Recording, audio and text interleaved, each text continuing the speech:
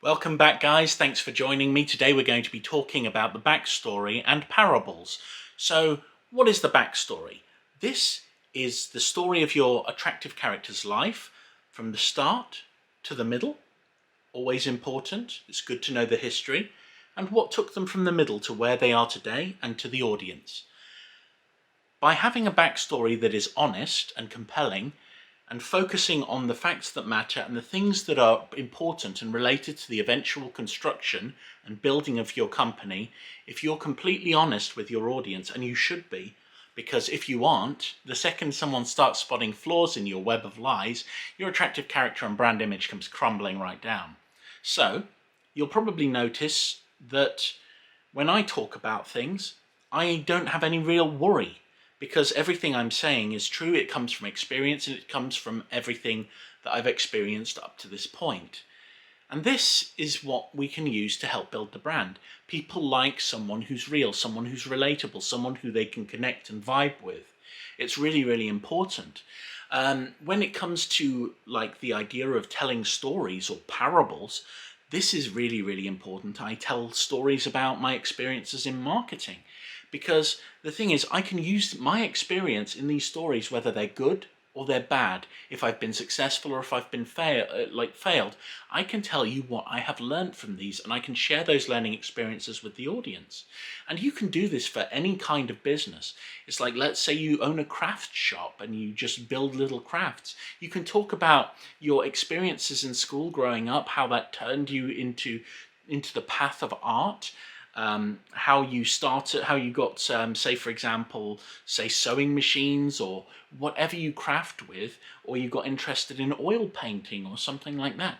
And you can use this and say, hey, I'm an artsy kind of person, I've got an artsy kind of brand. If you're a chef, you can talk about what made you start cooking. Did you need to impress some girls? I just use MSG. You know, I'm very honest about this. But the thing is, you think about the things that bring your person up and bring them into the spotlight and make them who they are. And when you've got a character with a real backstory who can tell real stories about real experiences, then you've got an attractive character that people are going to listen to, that is going to teach people, that is going to help them experience your brand. And it's like, if I'm communicating with you like this, just remember, other attractive characters have got slightly different functions. They don't always tell stories. Sometimes they're a fictional one, and in that case, an obviously fictional one. Ronald McDonald being a sort of fictional clown character. You know, we don't really need to know the backstory. We just have the face of the brand. But that's very, very simple. If you've got a brand that is customer interfacing and you're dealing with people, I've seen it in a lot of situations. I remember a little while back, actually, I got in contact with my friend Katie, and she's an actress that I worked with on a series a little while back, like an independent web series. Katie Sheridan, amazing actress, by the way. And I said to her, I didn't know you were a lawyer. But she was the face of a brand. She was the attractive character. She wasn't a real lawyer, but the brand created the attractive character in order to sell the product to the audience.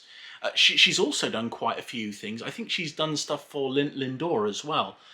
Really, really talented girl, that one. You know, very, very jealous of her skill set and looks and everything else. But here's the thing. When you've got your own brand, you're going to want to control as much as possible the way the customer sees you. So you're going to have a certain look for social media, but if you've got a person that represents the brand, they should ideally be somebody who is not going to leave.